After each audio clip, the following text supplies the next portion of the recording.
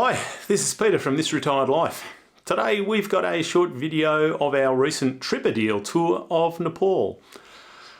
Organised tours are not generally our cup of tea. We tend to organise our own stuff. Well, Susan does. I come along. And so doing an organised tour of this was something fairly new for us.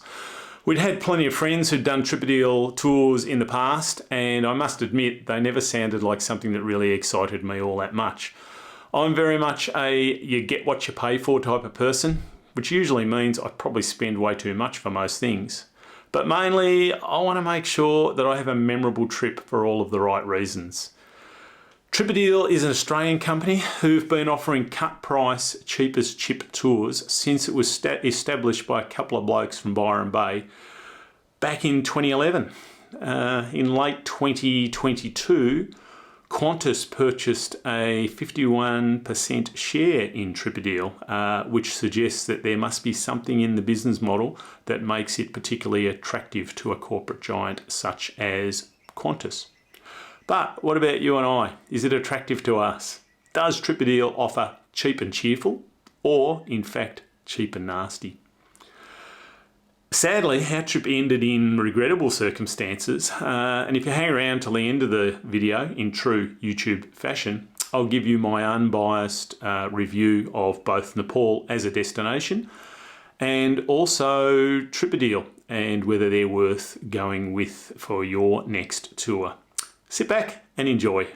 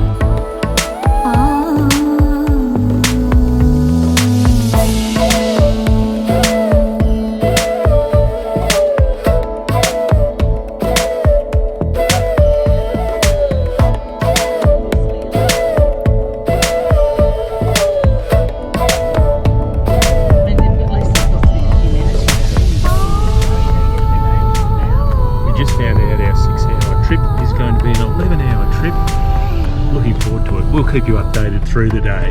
Yes, yay!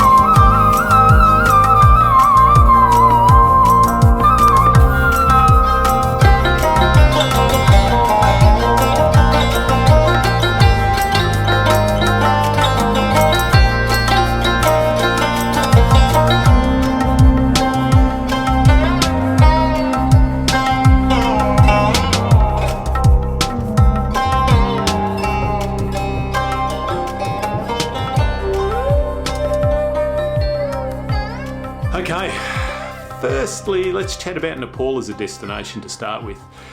If you like something a little bit off the beaten track, you've got an adventurous spirit, Nepal may well be the destination for you. The people were warm and friendly. We felt welcome and safe no matter where we were, even wandering the streets late at night amongst amazingly busy traffic searching for liquid Panadol. The streets are still full of the usual touts and street salesmen, but they were pretty happy people and respectful. If you said no thanks, they thanked you and let you go on your way. And there was certainly no chasing around like might happen in Istanbul, where we were chased by a rug salesman for about 4 hours, and it took all of our best James Bond moves to get away without a rug under our arms. The food was fantastic. The momos, the chili momos, they are absolutely to die for. It's very affordable. You can live very affordably there in your time there.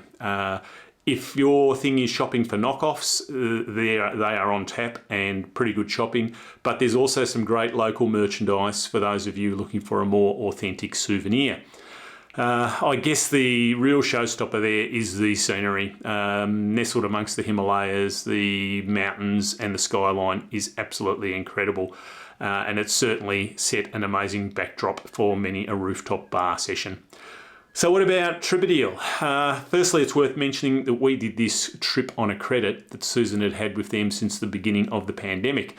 And there were never any issues them honouring that. It was very easy to redeem and there were good options for us. So it's worth in these days keeping that in mind. Tripadeal's administration of the trip was very smooth, no problems along the way. We flew Singapore Air and that was all well organised, and it certainly wasn't a cheap as chip airline. The make and break for companies like Tripadeal would be the people that they have on the ground in their destinations. And from the moment we landed, we were in the hands of a company called Outfit Himalaya. Arjun, the general manager, and Sarjun, the tour leader, were both fantastic. They communicated the day's itinerary to the group every day. They let us know if there was any wriggle room for changes and additions. Sadly for us though, our efforts in outrunning COVID ran out and both Susan and I were struck down. I had a sore throat for 2 or 3 days, but it wasn't all that bad, whereas sadly Susan ended up in an international hospital on a drip for 4 days, which certainly curtailed the end of our trip.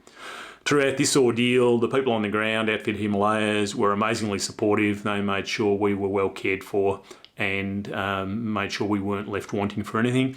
While Tripadeal in Australia contacted us on the phone several times and were sitting in the background ready to change any flights and offer us any support that we may have needed. And while our trip ended in disappointing circumstances, I think I probably saw enough of Tripadeal's work to give them a big thumbs up. Having each day organised was really great, especially when we had confidence in the team running the show. It took a lot of stress and pressure out of what are we going to do today, where are we going to go. We didn't have to do a lot of research. We could really sit back and relax. Would I do Tripadeal again? Absolutely. I guess I'm converted. We won't do it all the time, but we certainly will always look at them and consider their trips. It was certainly, I think, cheap and cheerful. And when you look at the other trips on their website, it's hard really to match the value for money that they put out there. Our tour was a small group adventure, so if you're happy to do a group tour, this is certainly a company that you should look at. We met a great group of friends and really enjoyed their company over the 10 days. Hope you enjoyed this video. It was shot on an old GoPro and well before we even thought about putting this retired life together. And I'm hoping that we can improve the quality of our content and as our skills improve and we upgrade our equipment, things will look a little bit better. And these will be good to look back on in the future as our starting points. Right now, we're planning our next adventure and we've reduced our list down to 2 choices at this stage. Canada, West Coast, British Columbia, or possibly Portugal, Spain, getting around via train. So if you have any thoughts or any input on where you think we should go next, let us know in the comments below. Sadly for us though, this retired life is not going to be all travel videos. It will in fact focus on content that might be applicable to anyone transitioning to retirement. We'll be sharing our own journey, any trips and activities we do, our experiences, hobbies, and also information and education around issues relevant for new retirees. We hope that there's something in it for most of you that are watching. And if you've managed to stay with me for this amount of time, how about subscribing to the channel so that you can join us in the future and look at any future uploads that we manage to put together. Hopefully a channel like this and working with a group of people in a community of transitioning retirees can ensure that we make this retired life better than a vacation. Thanks for joining us.